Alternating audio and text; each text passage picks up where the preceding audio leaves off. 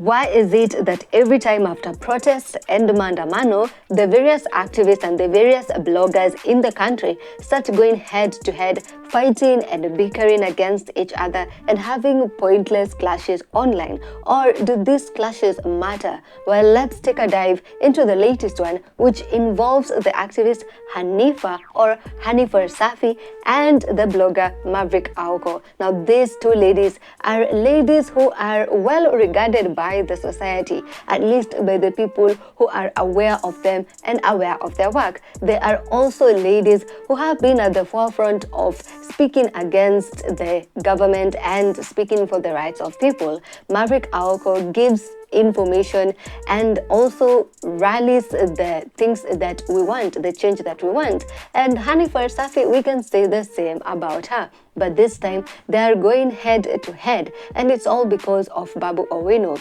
Unlike the previous clashes of women involving a man we've seen before, for instance, that one between Amira and Amber Ray, or some certain TikTok buddies, this one is different. It started with Hanifa quoting a tweet that was previously made by the late Jacob Juma.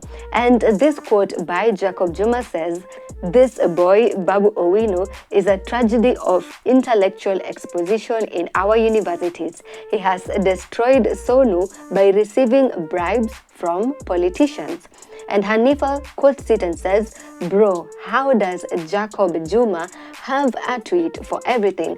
So clearly, this tweet by Jacob Juma is accusing Babu Owino of being a recipient of bribes from politicians and doing certain things that aren't good. Now, looking at Babu Owino, he is also well regarded by Kenyans. Kenyans love him. And the previous video we saw during the maandamano says this, and what we saw, how he got treated in the maandamano last year, also says the same thing. But here is Hanifa also questioning the actions of Babu Owino using this tweet that was previously made by Jacob Juma. Her doing this also kind of insinuates that there's something wrong with Babu Owino. Now, going back to Maverick Aoko, she and Babu Owino are very close.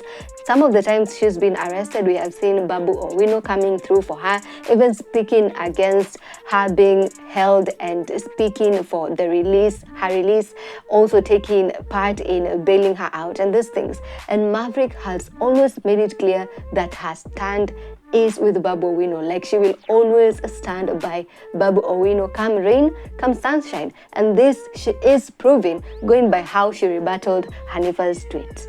In Maverick Aoko's rebuttal, people say that she dropped T. Well, I don't know whether this is the case.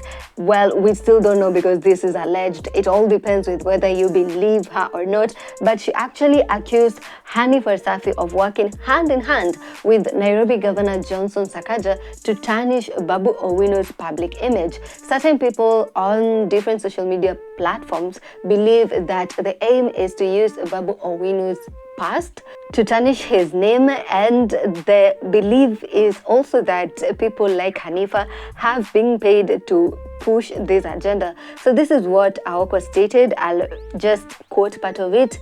She says, "I've seen your statement, Hanifa. If you are woman enough, nitaje, I dare you, walai mamangu, nikuonyeshe mimi sio Masi Masai." She goes ahead to say, "You are paid to distract us from SabaSaba 2025 and hashtag Sirini numbers because they are organic rage." So this is according to Maverick Aoko, that all these things Hanifa is doing is to distract people from SabaSaba 2025, which is actually coming in just a few days, and the hashtag Sirini numbers. And Aoko went on to share a video that is also recent of Sakaja and the activist Hanifa. In another tweet, Aoko stated, "Hanifa, wacha kutumia Babu's name to divert attention from the fact that hukwa streets jana. You didn't come because it was not donor funded. Hii ilikuwa kazi safi ya Nyakundi and like-minded. Unangoja kuunda pay bill ya victims upore." Further asking, "Babu amekukosea wapi? Guns gani kushinda boyfriend wako Farama Alim, who said he'd kill 5K Gen Z? Leta picture and contacts of those guns wa Babu wa Kenya wawasalimie." But not everyone is on Babu's side. As Kenyans, we have the right to choose sides when it comes to certain battles, and Babu has not exactly been a saint. This netizen stated, remember, Babu alipiga mtu risasi, then alikuwa na goons pale UN. Sai si ati tusahau hiyo yote vile tulisahau tukachagua hawa wengine. We cannot be that stupid. Another netizen had an interesting theory here.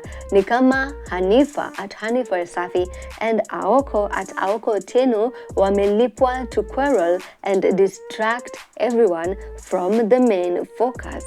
And now comes the ones who are taking sides. One person says, come on now, both online activism and physically showing up for protest matter. And Hanifa has been consistent whether funded or not. You couldn't match her strength even if you tried. This was as a response to Aoko. While another one said, Aoko akisema kitu, mimi uamini. Nimeanza kuona Hanifa kivingine sasa. I thought she was fairly good.